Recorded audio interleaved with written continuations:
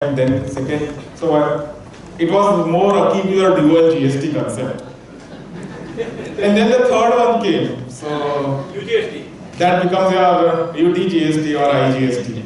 And in that sense, I think GST, Naresh Bhai has already started and taken the session on supply. So the fundamentals of that we are very much aware, but this basic concept of dual GST is something which is really going to create lots of challenges today and over a period of time. And before I really go into the technical part of my discussions, I think it's important to understand this entire concept of IGST, which of course must have been taken in the earlier sessions or you must have heard it somewhere. But the whole process of IGST and this entire concept of IGST is so unique that it is not having any precedent in the world. While we say more than 150 countries have GST, only 5 of them have dual GST. And none of them have IGST, which is an Indian invention. And there has been a lot of reason for this invention, and many countries and jurisdictions in the world are looking forward to a successful implementation of this so that this model can be replicated across the world.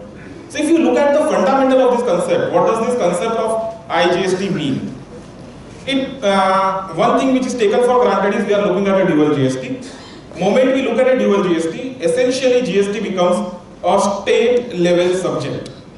And that's where the question arises that how do you deal with transactions which flow across multiple states? And there were multiple approaches which we were brainstorming when I was a part of the committee which sent the recommendations for this entire thing.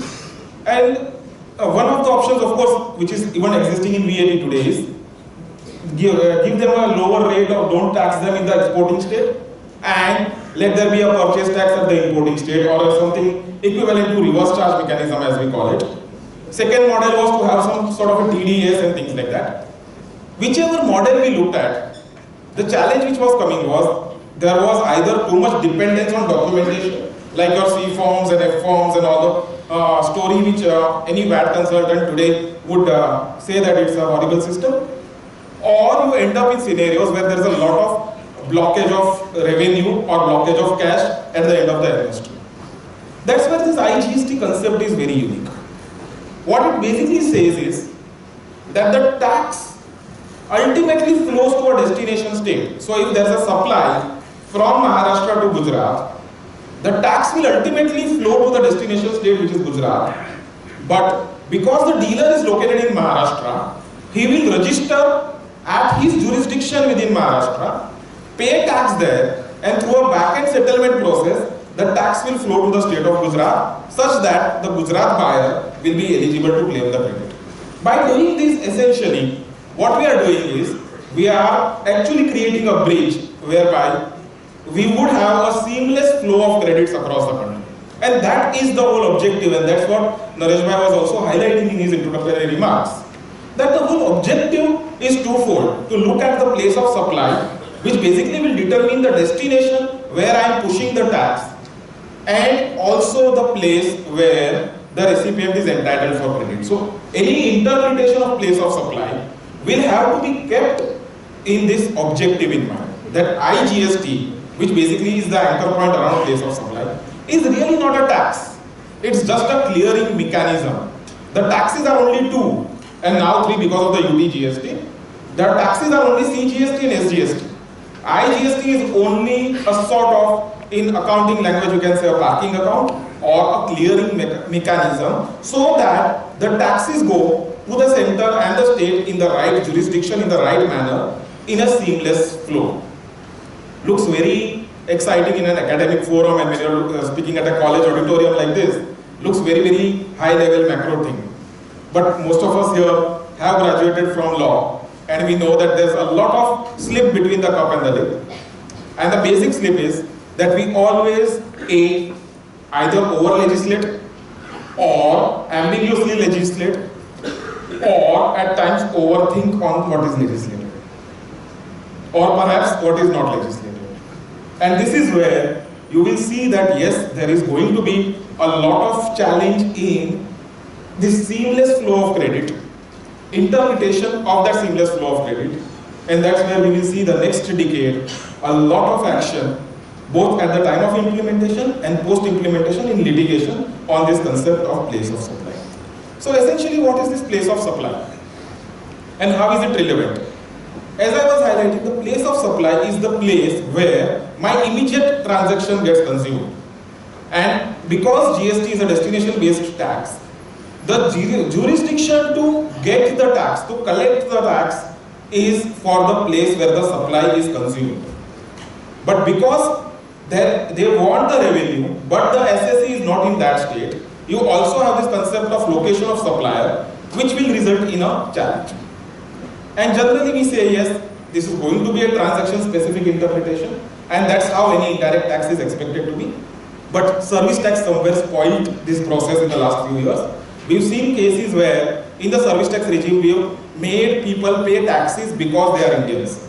And the classic example is intermediary service, where I might be getting commission for doing a deal between two foreign countries, but because I am incorporated in India, we have Rule 9 of the Place of Provision of Service Rules, which requires me to pay a tax.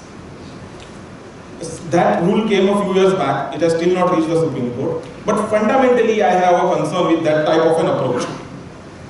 Can an indirect tax, which is a transaction-specific tax, impose a cost of being an Indian? Income tax, yes, it's another thing that you have a residuary section which taxes you on global income. But can you have such an approach in an indirect tax, which essentially is a tax on a transaction and not a tax on a human being or an incorporated body? This is still not settled in service tax, but that legally we are continuing in GST. So when we go to the specific place of supply rules, you will find that there are many places where you will feel, oh, if I'm an Indian, the place of supply is coming to be this and I need to end up paying a tax. But if I'm not an Indian, maybe the place of supply is something else and I don't end up paying a tax. There will be questions on this, and I'm sure at some point of time judiciary will really have to go into really interpreting whether, just like service tax, GST, whether it is a transaction specific tax or is it a tax on an incorporated person or a human being. So that is where I think there could be a challenge. One more macro level challenge before we really go into the current provisions is understanding who is liable to pay the tax. And you've seen lots of ping pong even in the current regime and continuing in the GST regime. Generally we always say the supplier will end up paying the tax. But if the supplier is overseas, it becomes difficult administratively to collect the tax from the overseas supplier. So you typically make the Indian recipient pay the tax. And then many a times you find even the recipient is overseas. And that's what happened in import freight. You have a prepaid import freight where the supplier of freight is overseas, the recipient of freight is overseas. Then the government says, what do? I still want the money because the goods are ultimately coming to India. So then initially they said that the representative of the shipping line will pay, didn't work out, so then they pushed it again on the importer. Very recently they pushed the tax on the importer for CIF imports. So those types of challenges do come in, and again the question which comes is, can a stranger to a transaction really be made liable for tax on a legal basis? Now these are questions which are existing in the current regime. Come GST, these questions will continue because we see that the entire online information and database access, the existing provisions have been continued in the GST regime, and similarly, we don't know at some point of time, for freight also something similar might happen. So just a brief background of what is the context in which we are looking at the current topic. In that background, let's quickly look at how is place of supply rule addressed in current legislations. And when you look at the three broad legislations, we understand that yes, when you look at VAT, it is an origin-based tax, and therefore, typically the place from where the movement is caused is the state where the tax is discharged. If the movement ends in the same state, you discharge a VAT, and if the movement ends in separate state, then you end up paying a CST. But the CST is also paid in the originating state. The key determinant under the VAT regime is causation of movement of goods. And this is something which has been there since decades. We have the CST Act, which has used this language. The current constitution, the way it operates, has this language, causes movement of goods. It has been interpreted, it had its own set of litigation in case of predetermined supplies and whether branch transfers can be allowed for predetermined sales and things like that. But not going into all of that.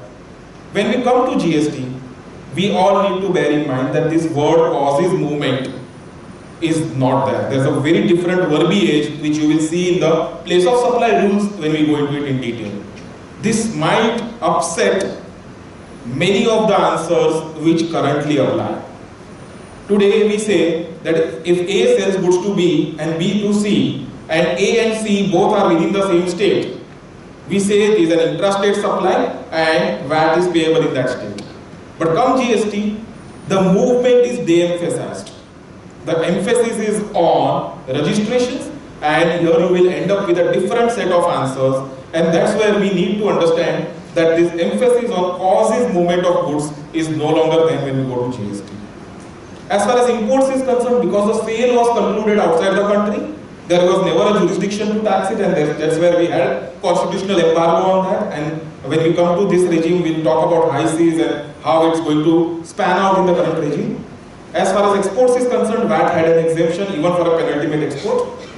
But having said that it's an origin-based tax, it had various fallouts, and some important fallouts being, of course, the fact that CST became a non-creditable tax, resulting in an additional cost, resulting in companies setting up depots and doing branch transfers, people trying to avoid CST by doing a sale in transit and then documentation related to it, and all the more so, I might procure goods at a higher rate of VAT and sell it at 2% CST against C4, resulting in a lot of cash blockage or a refund to be claimed from the government authorities. So that's all in all the current POS snapshot as far as VAT is concerned. As far as excise is concerned, it's a unidirectional thing. It's the place where you manufacture which is important, and therefore in that sense it's really origin based. And the taxation of course is determined based on the removal of goods. Because imports goods are manufactured outside India, there was never a jurisdiction, but you had a countervailing duty to overcome that aspect. As far as exports was concerned, there is an exemption and a rebating provision under the excise regime.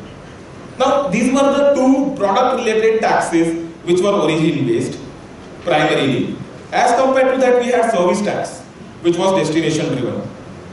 And we always understood that import of services, there's a reverse charge mechanism, export of services is not liable, and general test was look at the location of the recipient of service subject to a long list of exemptions. And of course, all of this would mean that there were lots of interpretation-related issues on how to determine what is going to be the destination and who is the recipient of the supply. We had examples of Vodafone and all wherein tribunals had to chip in and say that look, please look at the customer, don't look at the customer's customer. So this is my current snapshot within which we'll go into the GST regime. And let's now welcome GST. And when we say GST, the point which we were highlighting was, yes, we are looking at a dual GST concept, which means that there is a concept of intrastate supplies, where there is a combination of CGST and SGST, and there is something known as interstate supplies, on which there is an IGST. So while GST is a destination-based tax, there are two important phases to it. First is the administration of the tax. And practically, the administration of a tax cannot happen at a place of consumption. Because if your factory is in one state, the administration has to be in that state, it cannot move to the state of consumption. Therefore, what we are saying is that tax will be administered by the originating state. But the enjoyment or the fruits of that tax will go to the destination state, which is the place of supply. Looks very easy as a concept, but please understand the dynamics which it will play at the ground level 3 or 4 years down the line when you are going for an assessment. And one classic thing which I can tell you is, till today we have always seen scenarios where officers want to increase your assessment. They want to increase the value. If you treat something as non-taxable, they want to treat you as a taxable entity and demand a tax. For the first time in GST, you might see a paradigm shift in the way people will assess you. You might be having a unit in Maharashtra. You might have a lot of accumulated credit. And so for whatever reason, you want to take a position that I am supplying service to another state, and you do a branch transfer invoice. Moment you do a branch transfer invoice, the Maharashtra jurisdictional officer is not happy. You are charging a tax, you are increasing a value. But the Maharashtra officer says that if you wouldn't have done this, the credits would have been sticking in my state. By doing a branch transfer, you are making me take out the money from my kitty, the Maharashtra's kitty, and give it to some another government, to the Gujarat government, for example. So you will for the first time might end up seeing assessing officers coming to a situation that you have overvalued rather than undervalued. And that's a paradigm shift in the way you are going to look at this entire process, and we'll have to see how it spans out over a period of time. And that's where you see a conflict. The person who is administering you is not interested in the revenue, and the person who is interested in the revenue has no authority to assess you. It's a blissful situation in a way if you look at it. But yes, that's what we are looking at. And that's where we look at credits, and what we broadly say is IGST basically acts as a bridge to make sure that the credits flow smoothly. The cross-utilization of credits, all of us are aware, and this is an example where a product moves from one state to the third state, and through the crisscross of CGST, SGST and IGST, you will find that there is really no lockage of taxes. So for example, here you have a B who is buying locally and selling interstate. So locally, the vendor will charge him C plus SGST, but he would charge IGST, and C plus SGST is permitted to be adjusted against IGST. Therefore, there is a smooth flow of credit which will continue all the way up to F, who is the final consumer of the actual transaction. So that's what is the whole objective, macro level objective of IGST. Now in that macro level objective, let's look at the broad levy provisions. And what we are told is that the levy is on intrastate supplies and interstate supplies, and the C and the SGST as well as the IGST have the levy provisions. And the terms intrastate and interstate is defined under the IGST law. Now under the IGST law, how do we define whether something is intrastate or interstate? To define that, we are looking at a combination of the location of the supplier and the place of supply. Now these two words are very frequently going to be used throughout this session, and therefore maybe we can spend a couple of minutes just understanding the ramifications of these words. Location of supplier is the place from where you make the supply. The key word there is from. That is more specific to you as a supplier. As compared to that, the place of supply is the place to which you make the supply. The key word there is to, and it is more closer to the client or to the recipient. To give an example, if I am rendering a consultancy service, I have my office in Bombay and my client is located in Ahmedabad. The location of supplier is myself, the location of supplier is Maharashtra, and the place of supply is the place to which I have rendered the consultancy, which in this example is going to be Ahmedabad, which is a part of Gujarat. Since the location of supplier is Maharashtra and the place of supply is Gujarat, you end up in a scenario where both of them are in different states. If they are in different states, we will treat it as interstate. If both of them are in the same state, you will treat it as intrastate. This is the fundamental basic principle. Compare the bill from and the bill to. And basis the comparison of bill from and bill to, decide whether it is intrastate or interstate. Now if you just leave it at this, life is simple. But old habits die hard, and we always have had habits of having exceptions. And that's where here also we have exceptions or carve-outs. And what are those exceptions and carve-outs? We are told any transaction which is related to an import or an export will always be treated as an interstate transaction. So therefore you have import of goods, import of services, and both of them have specific connotations. Export of goods, export of services, all of them would always be treated as interstate supplies. The second one actually came out of industry representations, wherein they said that we wanted the SEZ units wanted not only a zero rating but a uniform treatment across the country, and therefore we are told any supplies by SEZs or to SEZs will always be treated as interstate. Now this is important. It can be a supply by an SEZ to another unit, or it can be a supply by any unit to an SEZ. Now in these cases, you don't really go into location of supplier and place of supplier. Moment you start dealing with a client which is into SEZ unit, you will say it is a special scenario and it will always be treated as interstate and not as intrastate. To give you an example, if I am in Mumbai and I render a consultancy to another client in Mumbai, generally I would treat it as an intrastate supply. But if that client is located in an SEZ unit, then even if the SEZ unit is in Mumbai or in Pune, I would still treat it as interstate supply, even though I am in Maharashtra and my client also is in Maharashtra. So in that sense, it's an overriding rule, it's a carve out to the basic provision. And finally, we have a residuary rule, which says that any transaction which is not intrastate in any of the states will automatically become interstate. And this is where I have some fundamental objections, that can you really have this type of a scenario where neither the origin is in a particular state nor destination is in a particular state, and yet you want to deem something to be interstate, and that's more something the courts will at some point of time will have to examine and delve into this maybe over a period of time. So that is my broad analysis of the generic understanding of intrastate supply versus the interstate supply. And as you can see, there are two keywords: location of supplier and the place of supply. The locations of supplier will be the place where the supplier will obtain a registration. It will be the place from where he will raise the invoice, and it will be the place where he will go and pay the tax to the government. The place of supply, in contradistinction to the location of supplier, is the place where the actual consumption of the supplied goods or services takes place. It's the place where the credit can be claimed. You cannot claim a credit in a place other than the place of supply. So it's the recipient's side of the entire thing.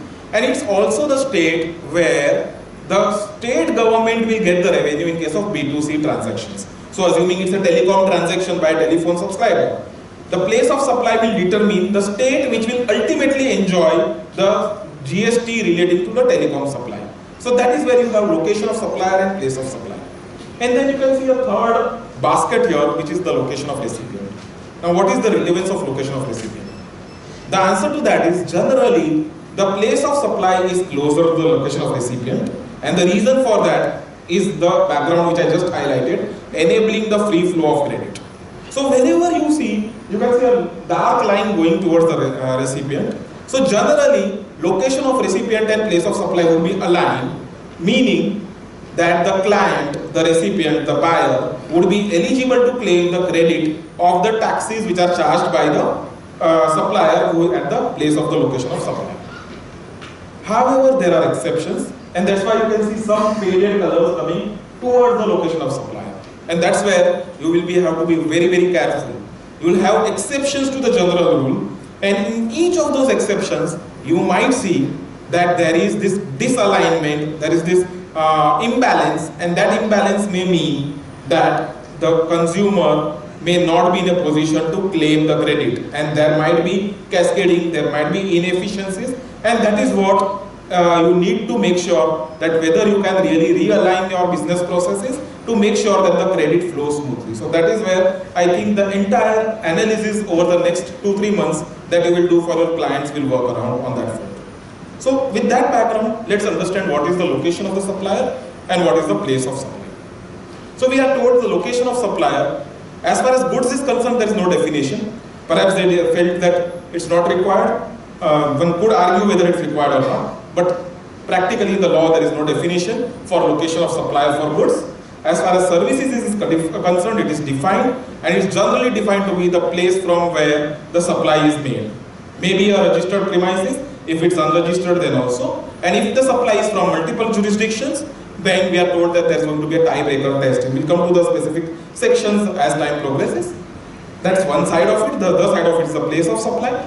Now, place of supply, as I was highlighting in the start, we are a country where there's an over legislation, and over the period of the draft laws, we have seen lots and lots of over legislation coming, and bits and pieces and installments coming in each of the new versions of the GST law. So as of today, what we are looking at is a scenario where there's a distinct set of rules for place of supply of goods, there's a distinct set of rules for place of supply of services.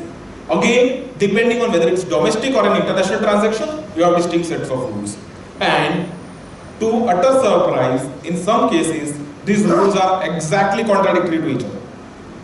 So, if you look at goods transportation, your domestic place of supply rule will base it on the basis of origin, whereas the international place of supply rules will base it on the basis of destination. They are called poles apart. It's like the North Pole and the South Pole. And that's where somewhere we wonder that what is the broad thought process and why do we see such conflicting rules as far as the place of supply is concerned. But well, That's what we ultimately have been presented with as an enacted law by the parliament. So we'll have to respect that and try to implement and understand that law. So this is how we will try to look at it, the location of the supplier and the place of supply. And what I've tried to do is, before going into the specific sections, I've just tried to create a simplistic case study. And of course, it could apply to an advocate firm, it could apply to a CA firm, and just a simplistic case study to start with, to understand and relate with that case. Let's read it together. And I'm sure all of us would be able to relate to an example like this. We are seeing there's a CA firm which has a head office in Mumbai, branches in Ahmedabad and Delhi. The Mumbai office has entered into an audit engagement letter with a client located in Calcutta. The junior members for the engagement will be deputed from the Ahmedabad branch. They will go to the client location at Calcutta and do the audit activity and the vouching and the things there. The audit report will be reviewed by senior members located in Mumbai, but the final sign-off of the audit report will happen by an audit partner located in Delhi. Possible? I'm sure it's possible, no? Yeah. So I have a very simple question for you. What is the location of the supplier? Place of supply is easy. So we said there are two baskets, right? The location of supplier is the audit firm, place of supply is the client. As far as the client is concerned, he has only one place, Calcutta. So the place of supply is easy. We'll complicate it a bit later. But right now we are looking at the location of supply. And what is the location of the supplier? Delhi. Delhi. Somebody says, where is he billing from? So if I supply from Delhi but bill from Bombay, is it okay? So we cannot look at the current processes of billing and decide the location of the supplier. And if we do that, we'll be doing the biggest mistake, it's the biggest trap. We cannot take positions based on our current billing processes, because currently the service tax law gives us a huge comfort net by giving what is known as centralized service tax registration. In GST, you do not have a centralized service tax registration, you have a state level registration. So, if the location of supplier is in X state, I would believe that you are required to raise invoice from there, and therefore the location of supplier will determine the bill from address and not the other way around, that saying that because I am billing from Mumbai or I am billing from Delhi, therefore the location of supplier is Delhi. I think that wouldn't be the right approach. I hope I am clear. Yeah. So what is the location of the supplier? Delhi. Appointment letter from Calcutta. Calcutta to Mumbai. So Mumbai. Right? Is it going to be Ahmedabad, Mumbai, Calcutta, Delhi? Can it be Calcutta by any chance? Why have I put Calcutta as a box here? Can it be Calcutta? Is there any remote argument that Calcutta can be a location of supplier? Yes, you are takeover supplier. Yes, interesting. And we had this very question, I and Naresh Bhai and an entire group was there at NASA. We had faculties from the department coming. And there was this specific question which was asked to each of the faculties which trained us. And none of them were able to give us any convincing answer on this question, to tell you the least. Everyone had a different version to it, and there was no convincing answer to this question. Sir, they were looking answer from us. Maybe yes, and we were also not able to give answers. So, we have been trained by a group, you can understand. Right? So, why Calcutta is the question. The actual activity is happening in Calcutta. And we have many long-term contracts. It's quite likely that this is such a big client that the people who are there, throughout the year, 365 days, they are at Calcutta only, doing the vouching. And perhaps they have been given a small place also in their premises. कि एक cabin है, वो auditor का ही cabin है, वहाँ पे कोई और कोई जाएगा नहीं नजदीक में, सिर्फ उनको खाना पीना भेज दो. So the question which comes is, if there is a sort of a permanence of an activity from there, but no establishment, whether that is still something which is in the race or it is outside the race. And I would believe that what is in the race is only your establishments. You are working at a client location cannot create a deemed establishment of yours in that state. But yes, I wanted to touch upon that aspect, therefore I had purposefully created this box called Calcutta. So let's examine Ahmedabad, Mumbai, Delhi, Calcutta. Calcutta I already answered that it's very unlikely. And let's understand what is the code of the law on this regard. And here we are told there is a definition of supplier and a location of supplier.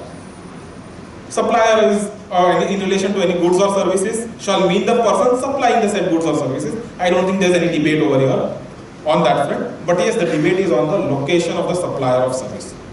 We are told location of supplier of service means where a supply is made from a place of business for which registration has been obtained. The location of such place of business. Does it help you? For all you know, you might be registered everywhere because you might be having activities at each of these locations. So, does it answer the question? The question is where a supply is made from a place of business for which registration is obtained. And in fact, it's a circle. If you go to the definition of registration and somebody will be dealing with it, we are told you are obtained to register at each premise from where you make a supply. And here you are told that if you make a supply from a place where you are registered, then that address. So it becomes actually a full circle. Does it give you an answer? Perhaps not. Maybe yes, if everything was from Bombay, I would have said Bombay is my bill from, and just because I have registration in Delhi, that is not relevant. But here I have some things happening from Bombay, some things happening from Ahmedabad, some things happening from Delhi. And that's where the question comes. How do you deal with it? Clause 1 does not give me a conclusive answer. What about clause 2?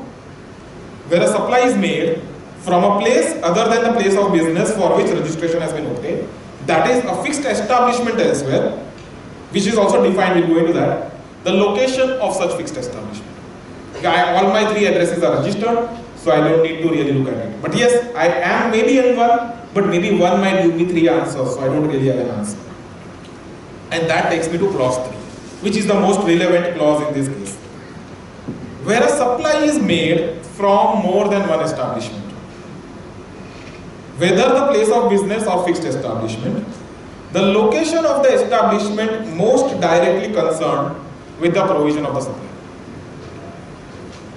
Friends, make no mistake, this clause does not require me to artificially split and attribute values for individual supplies from the individual states. What it says is, I have 3 establishments and each of them is doing some activity related to supply.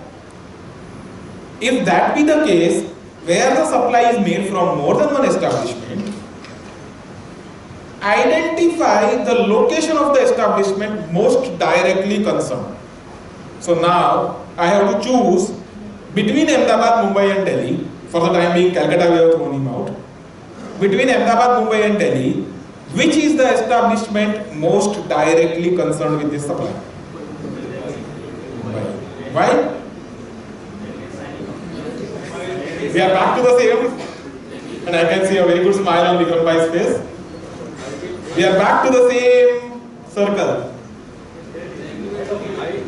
I may take a view, Huh? I may take a view. It is an auditing services. Yes. And auditing services, the partner who is signing the balances, he Yes. is giving the opinion of the accounts. Yes. So that could be the perhaps the place which is directly connected. See, my client is not interested who has done the work or not, who has ultimately attested the balance sheet. The attestation is a function. Yes. Which is their auditing, correct? So perhaps one may take a view that Delhi partner is attesting the balance sheet, and our as per institute rules whatever if the liability comes, that comes from the Delhi partner. Very important point is Rajbhai is bringing out. What he's saying is that how do you define a supply? Can we say that an audit supply is the submission of the audit report or the signing of the audit report, and because that signing of the audit report happens from Delhi, therefore Delhi is the establishment most directly concerned. Please understand, it does not say the place where the supply is created. It says the place from where the supply is made. It's very likely, and that fact is not there in this notes, but it's very likely that the audit partner might sign and the audit report might come back to Bombay and then go back to the Calcutta. So, can we really say, firstly, can we really say that merely the act of signing a final document is the act of supply? According to me, it may be a little bit, what you can say, ambitious to say take that type of a position. I would see that a supply is a continuous act and it has nothing to do with the intention of the recipient. Supply is what is coming from the supplier centric. It is from the supplier.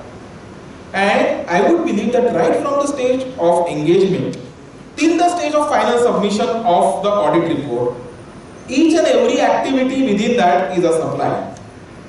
Maybe there are multiple activities of supply, all of them consuming and receiving at a single location of the place of supply of Calcutta.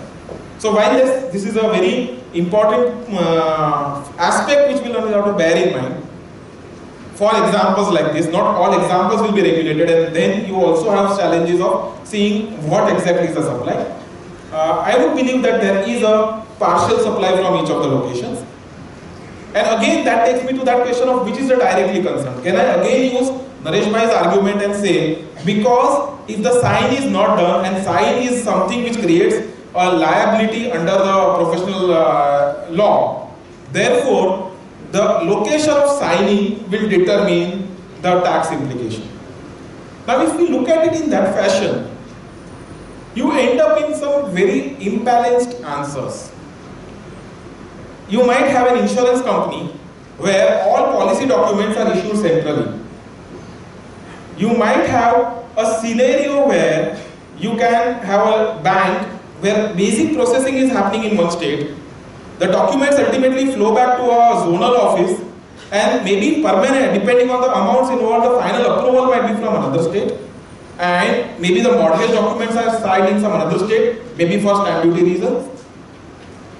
In these types of scenarios,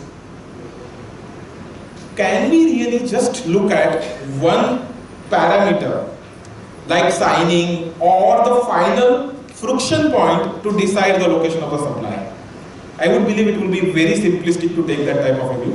One will really have to look at a permutation and combination of multiple factors, and one important factor in that, which according to me will weigh heavily as compared to many other factors, is going to be the fact of where the contractual obligations are created.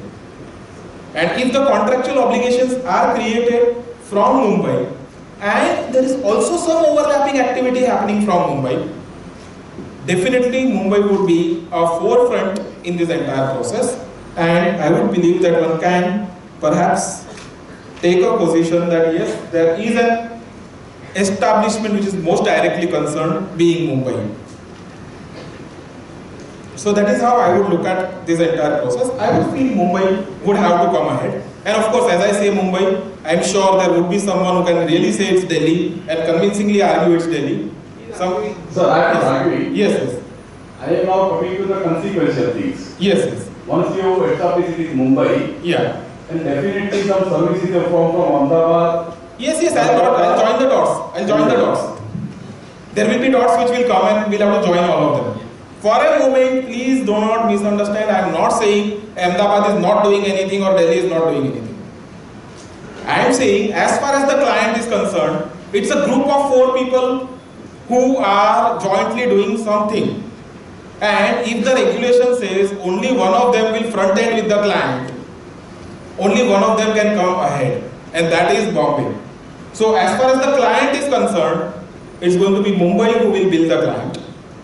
For every work which Ahmedabad and Delhi is doing, maybe they will have to bill Mumbai as a cross charge and say that look, we are now acting as support service providers to the Bombay establishment. And it can happen anyway. Instead of Mumbai, if I bring Delhi out, Delhi will bill, and then Ahmedabad and Mumbai will cross charge to Bombay, to Delhi in that example. So that is how one will have to really look at the entire matrix. We cannot really say that just because Mumbai bills the entire 100 to the Calcutta unit, and that's the end of it. There is definitely some supply from Ahmedabad. There are lots of people from Ahmedabad who have gone over that process and done the activity there. There's an activity happening from Delhi also. And if there are activities happening from Delhi and Mumbai and Ahmedabad, there are supplies from those locations. And those supplies also, there will have to be some cross-charging and invoicing for that purpose, maybe internal cross-charging. That's how one would broadly look at it. Am I clear of this part? Establishment most directly connected? Now we go to the other side of it, location of the recipient. Having answered this question, we now change the client's side of the entire story. Yes. Would intention play any role? As far as the supplier is concerned, I feel intention may not play a role. As far as the client, when I come to this side, perhaps there may be a little bit of an argument of intention. Because intention is a very, very slippery term. And you cannot base your entire jurisdiction only on the basis of intention. It's very, very slippery. Therefore, I would not feel intention would be a primary argument or a point to look at. The primary point would be what are the various aspects involved in the transaction, in that supply, and there would be many, which would include contractual obligations, liability clauses, insurance clauses, certain things. There would be local regulations which you will have to look at. For example, there would be labor law regulation which you have to consider. There might be client nuances. Many aspects will come into place, and perhaps it's a package of around 15-20 variables. And then maybe there is somewhere an element of judgment. It's going to be a judgment-driven analysis rather than saying one or two as a very clear objective criteria. That's how I would look at it. And I can tell you this is going to be the most challenging and the most litigative aspect of the entire GST regime. So once once I establish whether it is intrastate and interstate, then the location of supplier loses its importance, right? No, but for deciding whether it's intra or inter, you need to know the location of the but in this case, if it is established that it is intrastate, and whether it be Kolkata, Delhi, Mumbai, that won't per se affect the entire GST. No. See, please understand. We started by saying you have to decide whether it's intra or inter. This is the slide where we talked about intra versus inter. And what was the basis of deciding what is intra or inter? Location of supplier and place of supplier. So unless you determine the location of supplier here, you cannot decide whether it's intra or inter. If I come to a conclusion that Calcutta here, so Calcutta there was no establishment at all and we immediately threw it out. But if there was a branch in Calcutta, then it's very, very critical to understand whether it's going to be a local billing from Calcutta or an IGST billing from Mumbai. Right? And I cannot just start by an assumption that it's going to be intra or inter. Right? Answers to this question will determine whether it is intra or inter. Rate of tax will be the same in any case. As of today, yes. Moving forward, we don't know. It will make no difference where from you pay the bill. See, all of this, as I told you, the end result is zero. If you really look at the entire way, whichever ways you try to resolve it, so long as you create proper dots, you will find the SSC does not lose anything in the process, the government does not gain anything in the process. But it will require lots and lots of maturity from each stakeholder to understand this. I'll give you an example wherein we were just discussing at one of the client locations, wherein there was a contention between a bill from being in Delhi versus Bombay. The admitted fact was client is in Delhi, and activities, all this jamela which we have here, or even more complicated sets of facts which I don't want to go into. But we were just discussing whether we do bill from Bombay or we do bill from Delhi. And the answer was, if I do bill from Bombay, I will do IGST, and the Delhi branch will do an IGST to Bombay. And if I say bill from Delhi, then Delhi will do a C plus SGST to Delhi, and that's the end of the story. End of the day, both of them is neutral. End of the day, Delhi government gets the tax. And when we were examining these two situations, the question came, why are we even arguing? It's all academic. Right? Because that's what most of the finance people would say, that it's all academic. But the ground level reality is that assuming, and this was an example of a hiring of an equipment or something like that. This is where I go back to my design of IGST. administration versus enjoyment. So when you do a dual IGST through a branch transfer, maybe the enjoyment is with Delhi, but to a large extent administration moves from Delhi to Bombay. And that is where they are not happy. They say that I am closer to the ground, so why don't I administer this? I can find out whether there is any undervaluation, whether there is any tax evasion, whether there is an invoice raised and then deleted. All those things only the Delhi guy can know, not the Bombay guy. And therefore, perhaps in those types of situations, location of supplier becomes very relevant. And why we say end of the day it goes there, nobody looks at it end of the day. Today also in service tax, there are lots of arguments on revenue neutrality. Import of services, I don't pay service tax. If I paid, I would have got credit. And we have to fight all the way to tribunals and higher forums to take home this concept. Ultimately, अगर मैं भरता तो भी मुझे credit मिल जाए, तो मैं भरूँ कि ना भरूँ क्या फर्क पड़ता है? And here we are looking at 3 states and multiple states, multiple authorities. So it's not going to be so easy. End destination, end result is the same. But a lot of care will have to be taken before one takes a position. So that's the location of supplier. Coming to the location of the recipient. And now I'm changing slightly the location of the recipient. Earlier, location of recipient was clearly one office. Now we are seeing the client has a corporate office in Calcutta, factory in Guwahati, and the registered office for the RRC purposes is in Indore.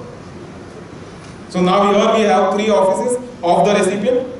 And again you ask the same million-dollar question, what is the location of the recipient?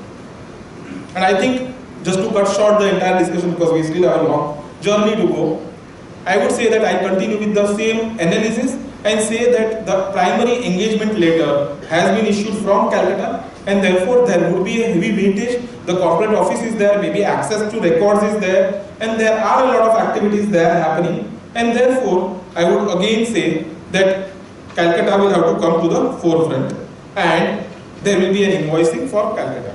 So again you have Mumbai here, contractually coming ahead, from the client side Calcutta coming ahead, and thereafter, as Naresh Bhai was rightly highlighting, we are neither diminishing the fact that there is something from Ahmedabad, Calcutta and Delhi on the supplier side, and there is a receipt of some service at the recipient side, and that's where we have this artificial fiction which says X in Mumbai is a distinct entity as compared to X in Delhi. The concept of distinct persons of the same establishment, interstate branches are treated as distinct persons, and there is a deeming fiction which says a supply of service by one entity to another, including branches, is taxable. So that includes not only supply of goods, which we generally understand as branch transfer of goods, current F-form regime, but also the scope is wide enough to include supply of services. And therefore we will now create dots and join Ahmedabad to Mumbai and say that there was some supply of an outsourcing or a processing service by Ahmedabad to Mumbai. Same thing from Delhi. As far as Calcutta is concerned, it would be providing a corporate service both to Guwahati and Indore. And that's where we will join these lots, create a valuation mechanism for that, charge the tax in the originating state and claim the credit in the branch of the destination state. So this is how we will have an entire matrix, and once you have this entire matrix, you will find that the end result really is 0. But yes, you will have to be careful of bringing the person to the forefront in this entire process. Am I clear of the broad thought process? Now with that we go to the specific provisions, and I understand the import and the export provisions are going to be dealt with by Vikram Bhai separately. So for want of time I will not go again into detail. Exports being 0 rated and the processes and the sections and all, I am sure he would deal with it in detail. The fact that the penultimate exports are no longer exempted, H-form has no relevance now, and there would be a tax which the exporter will have to file a provisional refund claim, and all that processes I am sure is going to deal with in detail. On import also we have a similar scenario. We are told that the import is a part of an interstate supply and there will be a tax on it, but that tax will be collected at the customs frontier along with the basic custom duty. There will be an IGST which will be equivalent to CVD. And I think that's more or less a settled proposition, and that CVD once it is charged, it becomes a part of the chain and credit will be available. Only a nagging issue which comes here is relating to high seas transactions. And there is a lot of confusion of what happens to high seas. And if you really read these four baskets of provisions, you will find that the term import of goods is inter alia defined to mean bringing of goods into India from a place outside India. And then we have a section which says that the place of supply of goods imported from India shall be the location of the importer. And when you read both these sections put together, you end up in seeing that even for a high seas transaction, the levy is there. That is defined as an interstate supply, and there is a levy. Once there is a levy, the question comes, how do you operationalize this? Because if the high seas supplier ends up paying a tax, he will collect it only from the final importer, and we all understand high seas transaction. He will collect it from the final importer, who in turn also has required to pay IGST as a part of the customs duty, because the Customs Act will include IGST in the countervailing duty mechanism. So are we saying there will be two taxes to be borne by that final importer? And if that be the case, that's not how a law can be interpreted. And that's where I think the proviso which is mentioned in section 5 of the IGST Act becomes very relevant. What it basically tries to do is, make no mistake, I am not saying there is no levy. There is a levy of tax on high seas, but the collection of the tax is as prescribed by the proviso. And what the proviso says is that for all supplies which are in the course of import till they cross the customs frontier, the collection will be as prescribed under the Customs Act and along with the customs duty and as per the valuation defined under the Customs Act. Therefore, what happens is that the high seas supplier, even though there is a levy, the tax on that is from the final importer, and therefore effectively the high seas supplier does not end up paying any tax.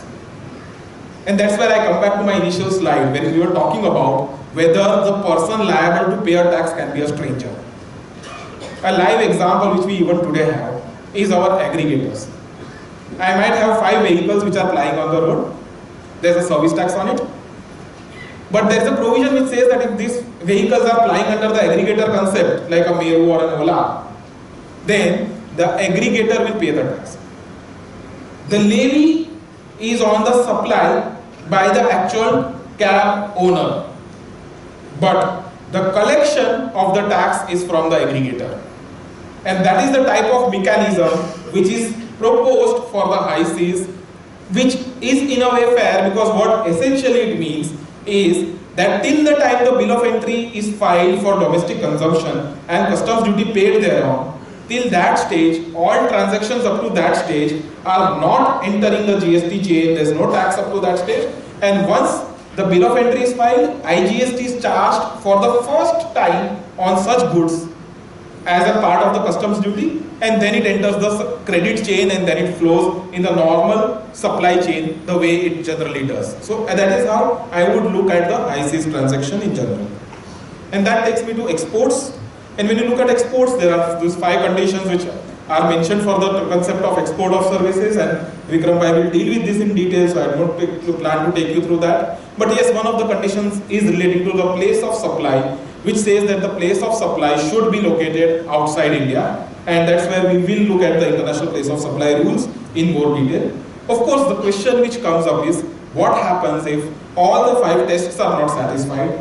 And in that case, you have a challenge, because there is this concept of deemed interstate, and because of the concept of deemed interstate, you might end up paying a tax rather than treating it as a non-taxable supply. Like what happens today is, if I don't receive money in convertible foreign exchange, but my place of supply is outside India, I do not end up paying a tax. I would still be required to reverse the credit, but I don't end up paying a tax. But when it comes to GST, maybe answers would change, and you would end up paying a tax in case of amounts which are realized in Indian currency. And that takes me to the place of supply. And as I was highlighting towards the start of my presentation, the place of supply, which is the client-centric zone, there are multiple permutations and combinations. You have separate rules for international transactions, separate rules for domestic transactions, and that's where let's start with the international transactions. And this again we are looking at from a service perspective. So what are the broad provisions? So they are given in section 13 of the IGST Act. Now while I am using this word international transactions, please understand that the law doesn't use this type of a word. This is again a very loose approximation which I am using. The law uses the word a situation where the location of the recipient is outside India, meaning the client outside India, or the location of the supplier is outside India. Where both of them are in India, then this rule does not apply. Then you have to go to section 12, which is the place of supply relating to domestic transactions. Now what we have tried to do is, this place of supply for international transactions, we have tried to keep it fundamentally similar. Not two exceptions, but fundamentally similar to the existing place of provision of service rules. And if you refer the current place of provision of service rules, the general rule is look at the location of the recipient of the service. And that same rule applies here. The general rule here is look at the location of the recipient of the service. So if I am a chartered accountant, I provide a service to a client located outside India, then it becomes an international transaction because I am in India and the recipient is outside India. I will say the place of supply is outside India because the recipient is located outside India, and subject to the fulfillment of foreign currency criteria and all, I will treat it as an export. I will not end up paying a tax. Same way, if I obtain a service from a management consultant located abroad, then the supplier is outside India, I am in India. Since one of us is outside India, it becomes an international transaction. Moment it becomes an international transaction, the general rule is location of recipient. Place of supply here, the location of recipient is in India, and therefore there will be a tax, and that tax will be discharged as import of service. And under the reverse charge mechanism, just like we have import of services today, that's the general rule which we have. And this general rule ideally is the basic, is in synchronization with our destination based principle of GST, and also the service tax which we have today. But then there are aberrations like what we have in the place of provision of service rules today. Similarly, we have some exceptions, and I'll just take some illustrative exceptions. There are some more, but they are all not from a day-to-day perspective very relevant. So I've taken just some important ones. And the first test here is, if the services are in respect of goods that are required to be made physically available. And this of course is existing even today under Rule 4, under Sub-Rule A, and Sub-Rule B we have a similar thing where we require a physical presence of an individual. So the thought process is, if you are doing some activity on goods, let's say repairs of goods or testing of goods, wherein it's required that the goods be made physically available to you, in that case the role of the recipient is lower. It's the place of performance which becomes more important. And therefore in both these cases, the physical place of performance of the activity will determine whether to treat it as an import or an export. That is the limited perspective of this rule, because it applies only to international transactions. When we come to domestic transactions, we'll see that not all these performance related services are within the performance basket as far as the domestic rules are concerned. So this, please understand, is only where either you are outside India or your client is outside India. Not in other cases. Where both of them are in India, then section 13 will not apply. So that is subsection 3 of section 13. Then you have subsection 4 dealing with immobile property, wherein we are told any service in relation to an immobile property is going to be the location of the immobile property which is relevant. Similarly for events, we have the same thing, admission or organization of events. The location where the event is held is going to be important. And then we have this aberration which is today is under Rule 9. Now it becomes subsection 8, where we are told banking services to account holders, intermediary services, the dreaded thing which we have today, continues, and hiring services for a short duration, it's going to be the location of the supplier. And then you go to transportation, and we are told destination of goods, which essentially would mean that import freights would be taxable and export freights would be exempted like what it is today. For transportation of passengers, it's the place of embarkation. Now this is of course the current rule as far as the international principle is concerned. When we come to domestic, we'll try to actually go into the verbiage and try to compare the specific provisions. So this is international rule, which is quite to a large extent similar to your current matrix of the place of provision of service rules under the service tax law. And that takes me to domestic transactions. And in domestic transactions, again we'll start with goods and then move towards services. So when you look at goods, we have 5 different eventualities. And this is just a quick snapshot, and then we have detailed slides talking about each of these. The first scenario is where the supply of goods involves movement of goods.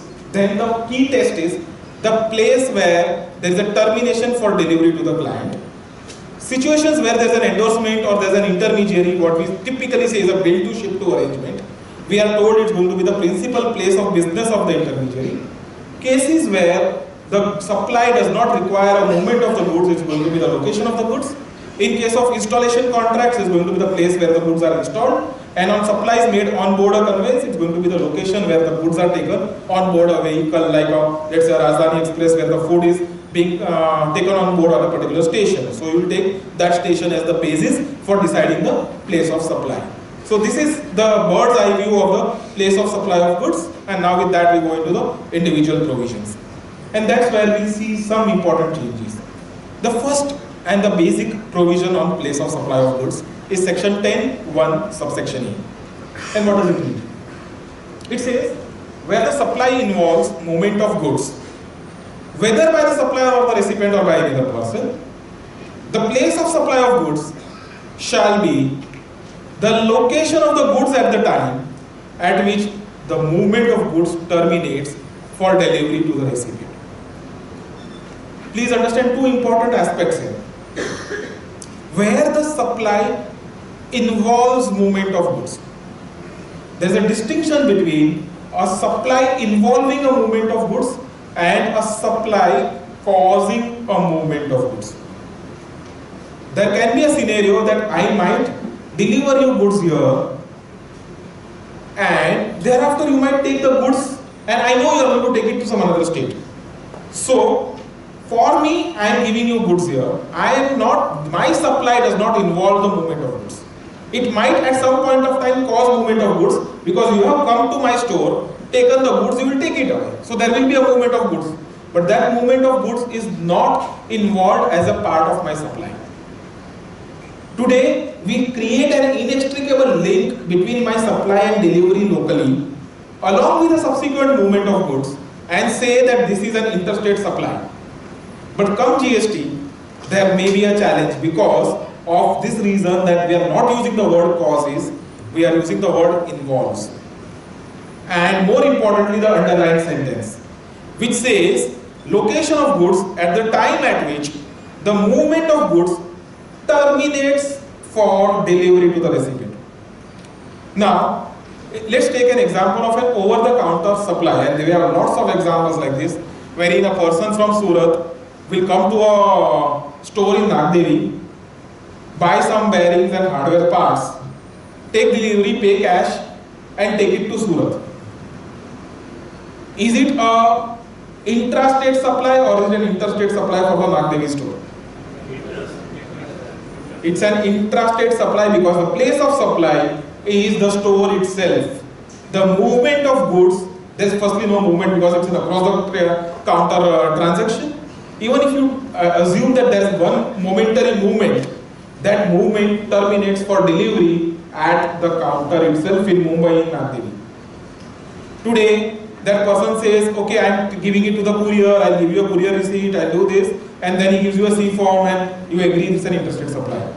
Moving forward, it's going to be very challenging to treat these types of transactions as interstate supplies. The place of supply would be the place where the delivery has terminated. Now this has a challenge in of its own. You are happy, as an Nagdevi store you are happy, I am charging C plus S GST. So the place of supply is Maharashtra. But this is where you see a non-alignment. The person who has come is from Surat. So the customer is in Gujarat and he is not able to claim credit in Gujarat because the place of supply is Maharashtra. And that's where you will see cascading. To avoid these types of things, that person will have to obtain registration and maybe take up a branch or something and then do an internal branch transfer. Or maybe change the terms of the contract and ask the Nagdevi vendor to put it in the courier, generate a waybill, put it in a courier and supply the goods to Gujarat. Now this is where we see some challenges coming up over here in terms of the blockage of the credits and the flow of credit, because that causing movement and this termination of delivery, both these aspects are going to be the key in the entire flow of the credit in these B2B transactions. That takes me to the next one, section 10(1)(b), where we are told where the goods are delivered by the supplier to a recipient or any other person. Now when you read this, you will find that it does not start with notwithstanding. And therefore a question comes is, if you have a transaction which fits within this, as well as in the next one, because here also there is a movement of goods. Will this section apply or will the earlier section apply? And I would believe that the general principles of interpretation would be a specific section will override a general section, and therefore where you have this type of an arrangement, this section 10(1)(b) will be more relevant, and you will not look at 10(1)(a) for these types of transactions. So let's read what section 10(1)(b) says. It says, where the goods are delivered by the supplier to a recipient or any other person on a direction of a third person. So make no mistake, this clause talks about three persons. One, A, selling goods to B, B in turn selling goods to C, or for whatever reason supplying goods to C. So when you have a three-party thing, it can be either an endorsement of LR, it can be a sort of a bill to ship to arrangement, any of that type, because the words used here are wide. So long as there are three parties involved, I think this clause can get triggered. So what we are told is, where the goods are delivered by a supplier to a recipient or to any other person on a direction of a third person, whether acting as an agent or otherwise, before or during the movement of goods, again either by way of a transfer document or otherwise, what are we told? We are told, it shall be deemed that the said third person has received the goods, and the place of such supply of such goods shall be the principal place of business of such third person. So essentially what we are told is, if you have A, B and C, and there is a direct movement of goods from A to C, but it is under instructions of B, the termination of movement becomes redundant. The movement of goods, the delivery, all those things become redundant. What is really important is the principal place of business of B, which is the intermediary. And the whole idea is that there will be an IGST, first cross flow of tax, and then a second cross flow of tax from B to the final consumer, and therefore there is no need for 6(2) or exemption or anything like that, because we are basically trying to say that we will continue to have taxation at each stage of the supply. So basically what it tries to do is it takes care of situations of endorsements, bill to ship to, etc. And that's where we look at the concept of principal place of business, and we can look at few examples. The first example is A in Maharashtra sells goods to B in Gujarat, but under instructions of B of Gujarat, he ships the goods to C of Rajasthan. Now this I think is a very simplistic example. What will happen is, there are two supplies here, a supply by A to B and a supply by B to C. As far as the supply between A and B is concerned, the place of supply of that supply will be the principal place of B. Even though the goods are moving to Rajasthan, the place of supply for A to B transaction will be Gujarat, because the principal place of business of B is in Gujarat. There would be a second supply between B and C, and for this second supply, the place of supply will be the place where the movement terminates, and that is going to be C, Rajasthan. So effectively, there will be an IGST charged by A to B, which will be claimed as a credit by B in Gujarat, and B will further charge IGST to C, which C will claim as a credit in Rajasthan. So that's how the entire destination concept will flow, and this is an important aspect which becomes very relevant because as of today, all the jurisdictions of state VAT, the commercial tax officers, are all used to this concept of movement of goods. It will need a lot of maturity, a lot of wisdom and a lot of time to penetrate in their thought process that I can move goods to Rajasthan but pay tax to a Gujarat state. And that's where I'm a little bit worried, because recently we've also brought in the concept of way bills. And when you are going to have way bills, and that way bill will say that the goods are moving towards X state, but the accompanying invoice will be of another Y state, whether everybody is going to be mature enough to understand that, look, this is my provision and this provision allows me to push the tax to one state such that he then further pushes it.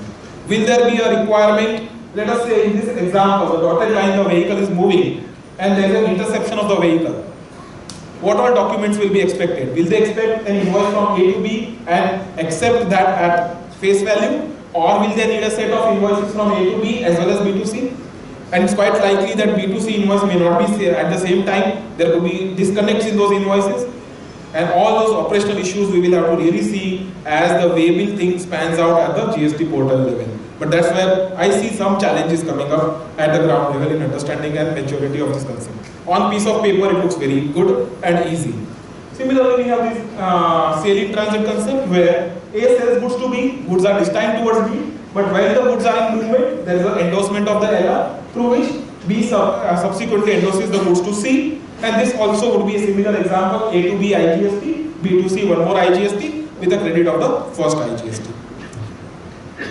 And because of this so-called fiction, and we have all stories, and this is a very important story to say that each branch in each state is a separate establishment, we now end up in a very interesting type of a game where you have B who has a head office in Gujarat but a branch in Rajasthan, and A supplies goods to the branch in Rajasthan, the factory in Rajasthan, but for various reasons including accounting and all, A is told that you have to submit the bill to B in Gujarat, and maybe the purchase order is also going from Gujarat to Maharashtra, saying that look, I am giving you a purchase order, please supply so many goods, bill it to me, but please deliver the goods to B in Rajasthan.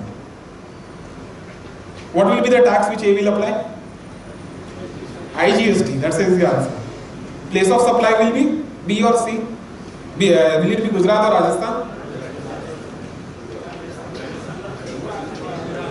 Rajasthan or Gujarat? This is a very common transaction in all corporates. They have a centralized purchase order concept where all purchase orders are issued by the corporate office, and as and when goods are required, individual branches pay goods jata hai. Okay. Because corporate office now is a distinct legal person for the purposes of GST as compared to the individual branches, it becomes this third person over here. And in these types of scenarios where A raises an invoice, bill to B of Gujarat, shipped to again B, but B Rajasthan, the place of supply becomes Gujarat and not Rajasthan. Now this again is a fundamental change from today's VAT and CST positions. Okay, now somebody will say Gujarat में आपने बोल दिया, लेकिन consumption of goods is in Rajasthan. The answer is simple, because B of Gujarat and B of Rajasthan are distinct persons. Just like in the earlier example, we said B will bill to C.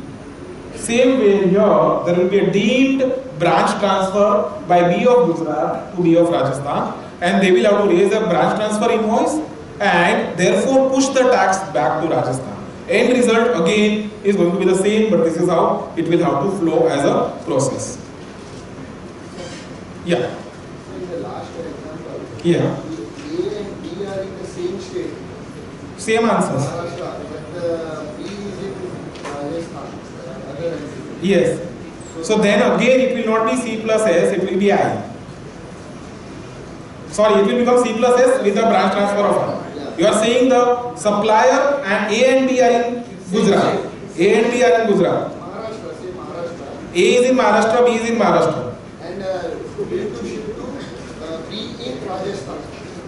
Yeah. So again you will have C plus S first, and then it's for A of Maharashtra to raise a branch transfer invoice to A of Rajasthan. B of Maharashtra to raise a branch transfer invoice to B of Rajasthan. Yes, yes, Narendra. There is one very big challenge. Yes, We yes. are anticipating that there will be free flow of the credit. A, we are anticipating the whatever A will charge to the B Gujarat, correct? And B Gujarat will charge to the B Rajasthan. B Rajasthan, when is selling to the ultimate customer, whatever B Gujarat has charged to the Rajasthan, you will get the ITC credit. Yes. But see the thinking of the one of the government officer. Let me share it in the open forum. When I was discussing with him, he said, you know one condition for taking the ITC credit, you should make the payment to the vendors to get the ITC. Now, where you are paying to your branch? So, is by ITC. That is also That's an interesting aspect these of are it. the, things that what we are thinking seamless credit. They have decided how to break the credit chain. That's true, and you will always have those types of challenges, and the ITC rules which have come in. There's also this deeming fiction that 5% of common credit will be deemed to be non-business. So there are challenges, but this broadly is the thought process, and that's where again what we try to tell a possible solution to this is avoid as far as possible bill to ship to disalignment. Have bill to and ship to at the same location. If your goods are going to Rajasthan, unless there's a strong reason to keep bill to Gujarat, please prefer bill to Rajasthan. Please raise a PO from Rajasthan, because we don't want to end up in a scenario where there is a challenge on understanding and implementation of the place of service. So the problem is, all these people do not want to change their recipe. They want to change in the law. The problem is this. So you know the SAP and that is the whole problem, sir. You know. I can tell you, and one important thing is SAP in an organization will survive if the organization survives. If we are going to kill the organization by keeping an open position of 18%, it's not a small tax. So you and me understand. Yes, and that's the role of us as professionals to explain the client and impress upon them. But they say, you know, SPIP amend कराने जाएगा तो 20 लाख का खर्चा है, 30 लाख का खर्चा है, ये तो बहुत. Yeah, there are challenges. तो आ जाओ वापस टैली में. That is what we are advising. Yes, there are challenges. There are ways to deal with it. But yes, the point which we are trying to bring here is that on a legal basis, there is a challenge. The entire concept of place of supply is fairly nebulous. And when you have a scenario like this where you have 18 to 28% rate of tax, and when you are looking at products, there will be a huge range of products which will be in the 28% bracket. And when you are going to take a position, the government is going to say, they are telling you, okay, you paid wrongly, claim a refund and pay again. There is a clause in IGST Act. But they don't allow a self-adjustment. You have to pay and claim a refund. Now that's very, very complicated game, and therefore you have to be very careful. You need to caution your clients that yes, these are the challenges. Better realign. It's a new way of doing business. And if there's a new way of doing business, whatever you were doing in the past perhaps may not apply because the law has changed. The context has changed. In the changed context, you cannot today encash a 500 rupee note or rather a 1000 rupee note. If the context has changed, maybe before 8th of November, your 1000 rupee note has a lot of value. Today it has no value. Same thing would apply here. The law is changing, and if the law is changing, it's important that businesses also realign themselves. Yeah, so other parts of the place of supply, I think they are simplistic. Location of goods where there is no requirement of movement of goods. Assembly location where the goods require installation or assembly. And on-board conveyance. So that these are simplistic things. I will not take too much time on that. We straight away go to the core area, which is going to be the domestic transactions and the place of supply of services for such types of domestic transactions. As far as domestic transactions are concerned, and when you look at services, goods, there is a tangibility and there is always a challenge of whether you look at movement or you look at bill to, etc. But when you come to services, it's becoming even more challenging. And we took that example of the chartered accountant's case earlier. How do you really decide where my service has traveled, where my service is ultimately consumed? And that is where there would have been a lot of brainstorming while drafting these rules. And I had the privilege to be a part of one of the subgroups where we actually brainstormed on lots of this. And we found initially, of course, later on lots of things got diluted. So when 103 starts, it's very clean. And then you have lots of amendments of 50 stakeholders coming into that process. And the broad objectives which were there was that essentially what are we looking at as GST? In GST, we are primarily saying it is a tax on final consumption, but it's a multi-stage tax. So at each stage there will be a tax with a corresponding credit. And if for a B2B transaction, as we classify, and that's what the philosophy of your entire GST returns is also about, if for a B2B transaction the credit is available, what it basically means is that the businesses do not bear any tax. And if the businesses do not bear any tax, really none of the state governments or none of the monkeys, very loosely put, gets any tax. It's a plus and a minus game, and therefore we always show it as an asset in our books of accounts. Just like it's an asset in my books of accounts, it has to be a liability in the books of the government, any of the governments. And therefore, the thought process was, where there is a B2B transaction, can we liberalize the rule a little bit? Can we have a scenario wherein we say, to very loosely put, we will respect whatever the assessor does. If he says place of supply is Orissa, let him say that, so long as it's B2B. If he says it's Jharkhand, let him say that. And that was the starting point. That if I say Orissa, I will give it to Orissa so that the Orissa government gives the credit. If I say Jharkhand, I will give it to Jharkhand so that the Jharkhand government will give the credit. So the thought process was, for B2B transactions, let's keep a very simple type of a rule. Let's keep it as flexible as possible, which will permit businesses to trade and do activities in their normal fashion. As it is, governments are not really stakeholders. But if it's a B2C transaction, it becomes very important, because it's important whether Orissa gets the tax or Jharkhand gets the tax. And therefore, the thought process was, we perhaps will have to look at a distinction between a B2B transaction and a B2C transaction. For a B2B transaction, we respect what the government, what the SSC says. For B2C, we have more stricter rules, and basis that rules, we will allow credits only in certain cases. And that is where, when you look at the general principle in the domestic supply, it replaces, or it is a verbatim of the international place of supply rules, wherein we are told the general test is, look at the location of the recipient of supply. No need to go into where I did the work, who consumed the work, and in our chartered accountant example, maybe someone might say the actual consumption is in the factory happening in Guwahati. But as a chartered accountant, I don't need to worry all that. I will be more concerned only with the location of the recipient with whom I am dealing with. And if I am dealing with a Calcutta unit, I will push the tax to Calcutta, because anyways it's a B2B transaction. And that is where, in the general destination based principle, you will find that there is a free flow of credit, and the test is the recipient based basket. Now when this was being discussed, many states have challenges.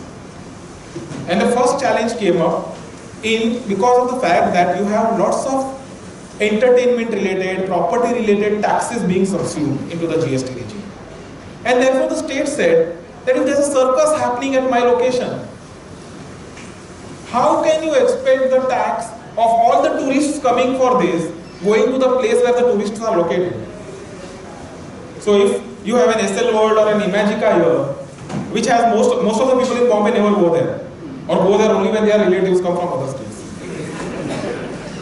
So if you apply the location of the recipient test for every entry ticket at Imagica, that person will ask you where are you coming from, Gujarat, Rajasthan, etc.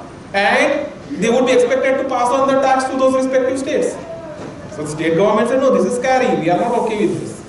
And that's where the exception started. And we started with simplistic exceptions to say anything connected with immobile property, admission to events, will be what is known as a source principle, and said that okay, अगर anything connected with immobile property, किसी ने rent पे जगह दे दिया, तो बराबर है, जगह आपके यहाँ है, you don't want the tax to flow to another state, so you create a source rule. यहाँ तक ठीक है. But then states had more and more examples like this. Slowly and steadily they said, अगर मेरे यहाँ कोई courier वाले आता है, courier. Let us say a housewife goes to a courier agency and writes a letter and sends it or with a rakhi to her brother. तो बोलता है वो सब तो महाराष्ट्र में हुआ, तो महाराष्ट्र को टैक्स मिलना चाहिए ना. Location of recipient becomes the brother in Gujarat. तो बोले ठीक है महाराष्ट्र में टैक्स रहना चाहिए. So then slowly and steadily you have lots of things coming in the source rule. And that's where businesses started facing challenges. That if you have so many things in the source rule, each source rule means there is a breakage of credit chain to a large extent. So the states So the government said that if all of this is going to be source, then it's going to be complicated. So in those types of situations, the governments created what is known as a hybrid rule. They said that oh, so long as it is B2B, we don't mind the credit chain flowing. I will treat the location of the recipient. Because for every housewife sending a Rakhi by a courier, you will have a jeweler who is sending precious diamonds through a courier, and which is clearly a B2B example. So they said for these types of baskets, we'll create what is known as a hybrid rule. For B2B, one set of rules, and for B2C, another set of rules. B2C closer to the source, B2B closer to the client. And this is where I think these three principles become very relevant. The general principle being the destination rule, which is look at the location of the client, enable free flow of credit. You have a source rule which is closer to the source, the place where the activity or the property or the event is. And then you have a hybrid rule where you actually bifurcate into B2B and B2C. For B2B, you apply the destination principle. For B2C, you apply the source principle. So this is a tabulation of those rules in general. When you look at the source rule, you will find that you have services in relation to immobile property. Services rendered by hotels, mandap keepers and in corporates today. This is a big discussion point that if I have a unit in Maharashtra only and my executives keep on traveling across the country and stay at various hotels, how do I operationalize the credit? Because hotel stay for business purpose is a genuine business expenditure available as a credit, but the hotel in Bangalore is going to charge me C plus S GST. How do I claim the credit of that C plus S GST? And then we say that either you obtain a casual ISD registration or things like that. But by default, in general, C and an SGST charged by a hotel in Bangalore cannot be claimed by the credit as a credit by the unit in Maharashtra. So you have that challenge on hotels, mandap keepers, restaurants. Of course, anyways, it's a negative list of credit, so it's not impacting too much. But yes, restaurant again is a source rule, so restaurants, catering, etc. Admission to an event, services on board or conveyance, and services by way of fixed telecom line, etc. So these are situations where you will broadly apply a source rule. As far as a hybrid rule is concerned, you have training and performance appraisal, organization of events, transportation of goods, transportation of passengers, banking and stock broking services, and insurance services, which is primarily in your hybrid rule basket. So with that background, we go into the individual provisions, and I'll just highlight quickly some important disconnecting points in each of them.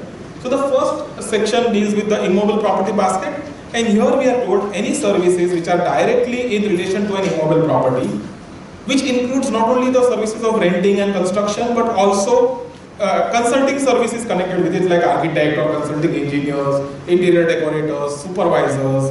You have your lodging and boarding services and services by way of accommodation for a banqueting, which is basically your marriage or reception. All of them and services which are ancillary to it shall be the location of the immobile property where the property or the boat or the vessel is located. Now, while this rule generally applies to a scenario where I am an Indian and my client is Indian, and that's the background because international transactions applies, there's another section, section 13, which we already dealt with. We could have a very interesting scenario that an Indian landlord rents a property to an Indian tenant, but the property is located outside India. Now, if you really read this bare rule, you will end up with the place of supply being outside India, even though both the transacting parties are in India.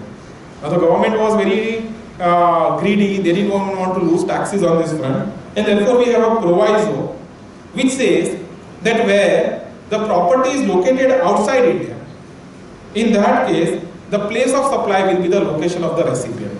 So if A in India rents a property to B in India, but the property is located in London, the transaction will be liable for GST and the place of supply will be the address of B in India.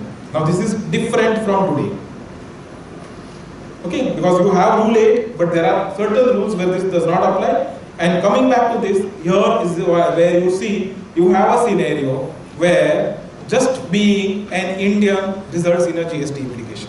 Now this is where I started my discussion with to say whether this tax has to be transaction specific or it has to be a person specific. By creating these types of provisos, essentially what you are doing is you are creating a tax which is person specific rather than transaction specific. Restaurants, performance related services, not a big challenge. And training is the next example where we look at a hybrid rule. And because this is the first one, we'll touch upon it in a little bit detail. What we are told is the place of supply of services in relation to training and performance appraisals to a registered person. So this is where you see A and B. A to a registered person, basically bringing it to be a B2B transaction. And that's where we see, we are told shall be the location of such person. So what we are saying is for B2B supply, we take the place of supply closer to the client, thereby enabling a free flow of credit. But if it is to a person other than a registered person, it shall be the location where the services are actually performed. Now therefore, as a training organizer, you will have multiple permutations and combinations coming in your way. You might be a service provider in India, you might be dealing with a registered service recipient, then you take his GST number, take his address, etc. and accordingly charge in the GST basis that location of the recipient. And if he is an unregistered service recipient, again you could have in India and outside India. And in both those cases you will have the place of performance becoming very important. If the service provider is outside India, international rules makes the rule basis the place of performance. So in that case, the place of performance again becomes important. So depending on various permutations and combinations, you will end up with different sets of answers on this front. Now when we go to events, and this is where you will find that there is a distinction between the domestic place of supply rules and the international place of supply rules. International place of supply rules, there is a single rule for both services relating to admission to an event as well as an organization of an event. And for both of them we say look at the location where the event is held. But when it comes to the domestic place of supply rules, we say for admission to an event, it's a pure source rule. Look at the location of the event. But the moment it becomes managing an event, it becomes a B2B supply to a large extent, and therefore we are giving a hybrid rule. So therefore for domestic transactions, events, there are two different subsections. Section 12(6), which deals with admission to events, which is basis the location where the event is held. But if it is a service in relation to organization or ancillary services like sponsorship, you have B2B and other than B2B. So for B2B, look at the registered address of the client, and if it is non-B2B, then look at the place where the event is actually held. So this is how you will look at event, where again you see a little bit of a disconnect. And this is one place where everything is disconnecting between domestic and international. Goods transportation. So what we'll do is we'll read both the sections. We are told the place of supply of services by way of transportation of goods, and this is the domestic rule, which says including by mail or courier to a registered person, meaning B2B, again hybrid rule, so B2B will be the location of such person, and B2C shall be the location where the goods are handed over for transportation. So here we are looking at an origin-based rule as far as domestic is concerned. But we talked about international earlier, and we have also plotted the international rule here, section 13(9), where we are told the place of supply of services of transportation of goods, otherwise than by way of mail or courier, shall be the place of destination. Note two important distinctions. The first distinction is the domestic rule talks about the origin, the international rule talks about the destination of goods. And the second distinction is the domestic rule includes within its ambit mail and courier, whereas the international rule removes from its ambit mail and courier. So in that sense, it sometimes becomes fairly confusing to take positions on this area. You have to be very careful while reading each of these provisions and then plot your actual scenarios and then take a call. Passenger transportation, of course we are talking the place of embarkation, but here luckily again we have a hybrid rule for domestic, where we are told that if you are supplying a passenger transport service to a registered person, it shall be the location of such person. Now this operationally it will be very difficult because you might have lots of passenger transportation done by railways and first AC and second AC and all those things, where there is today a service tax, there will be a GST, and that may be a creditable GST. How is it going to practically work in terms of you giving the GST registration details, making sure that the railways uploads it into your account? All of them are questions which we are really groping into the dark in the future. But yes, these are the things wherein we are looking at a possibility of a credit basis the fact that the rule is a hybrid rule. So if there is a scenario where you are let's say, obtaining a ticket in Bombay, and you are located in Bombay, even if the journey is from Chennai to Calcutta, you would still be eligible for credit in Bombay, because origin destination is not relevant. What is relevant is your location at the time of booking. So that is where you will see some interesting issues coming up on this front. Services on board a conveyance. So here we are told services on board a conveyance shall be the location of the first scheduled point of departure of that conveyance for that journey. Now, of course, this is a little bit of a challenging proposition, because when you compare this with goods, in goods we are told it's the place of loading of the goods on the vessel or the conveyance. But here we are told the first scheduled point of departure of that conveyance for the journey. And I always give a simple example to drive on this point. There is this Mumbai-Delhi Rajdhani, and there is a shoe polish guy who comes at Baroda. There is a stop at Baroda. He comes and polishes the shoes of a few passengers. What is the place of supply? The place of supply becomes? It's a service. And if you read this rule, what it says, the place of supply of services on board a conveyance shall be the location of the first scheduled point of departure of that conveyance. So what is the first scheduled point of departure? Bombay? Somebody will say, why will that shoemaker worry about all of this? His turnover will never cross 20 lakhs. But please note, his location of supplier is Gujarat. Place of supply is Maharashtra. When we studied the first section, we said, you classify something as interstate or intrastate. Does this become an interstate supply or an intrastate supply? Interstate supply. And then you go to the basic exemption limit, or the threshold as we call it. One of the conditions there is you should not be making any interstate supply. Even if you make a single rupee of an interstate supply, you are a taxable person and you are required to register. We make laws which are really not implementable. Right? So technically he is expected to register, he is expected to file GSTR 123, somebody is going to discuss that, all of that with you. He doesn't have, computer is far away, he doesn't have his place of business, and the first thing when you, assuming he is honest enough to apply for registration, he'll need an address proof which he does not have. So these are laws which we create, and when we have these types of things, it's a big challenge which we look at, you know. And how are people going to interpret this, how are we going to live with these types of regulations is something which will time we will tell. In the start I said over legislation. And this is the classic example of over legislation. Telecom, the place of supply of telecom services including data transfer, broadcasting, and then there were various examples, and in each of the examples they have said what is going to be the place of supply. Essentially they say if there is a fixed line, look at the place where the line is installed. If it's a mobile connection, in that case look at the place where the vouchers are sold in a prepaid model. If it's a postpaid model, then look at the billing address and all those variations, and if it's an online recharge, then look at the place of address as per that location. All the various permutations and combinations they've talked about, and as if that was not enough, we have two provisos and one explanation. And the explanation is an interesting explanation wherein they say that if there's a lease circuit moving across multiple states, then you have to do a proportion. You have to find the element of service in each of the states and accordingly attribute a place of supply to each of that proportions.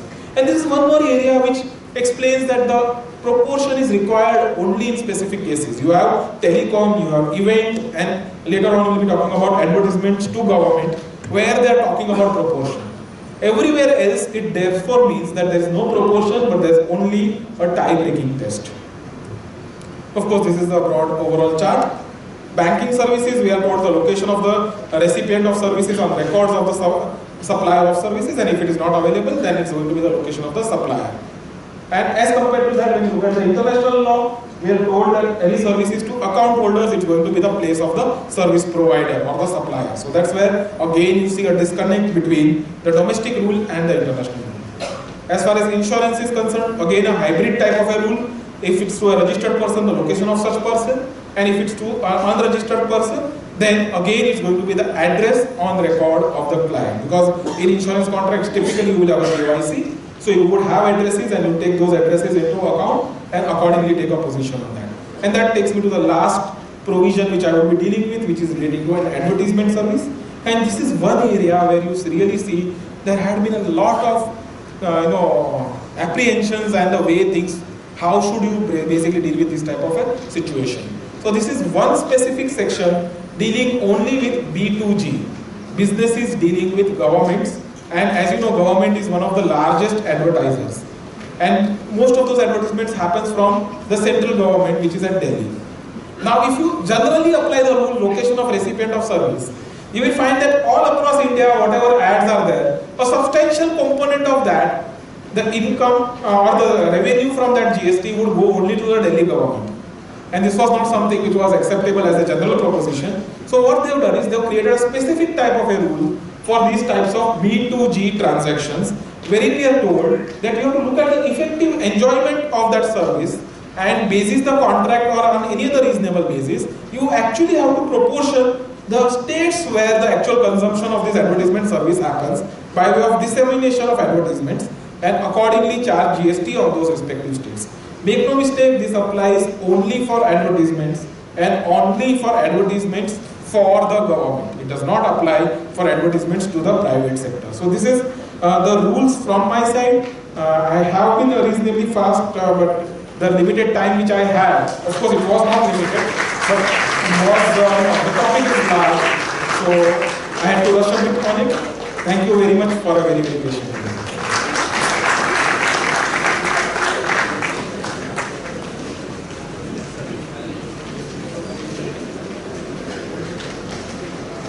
Friends, only one word, very brilliant analysis. I will invite my convener, Atul Bhai, to propose, the formal vote of thanks.